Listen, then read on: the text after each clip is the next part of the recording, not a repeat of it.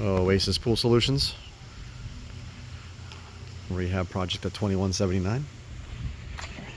We are still a couple steps away. We still got to do main drain and skimmer. A couple spots here for staples relocated.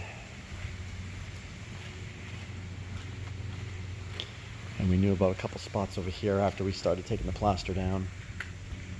See right here, we're going to install 2 staples in those 2 spots and 3 staples on that other edge. And then we ran into an issue right here, so we're going to fix that too.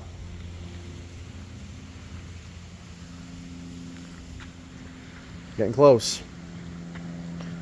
Pedestal. Actually came up pretty good.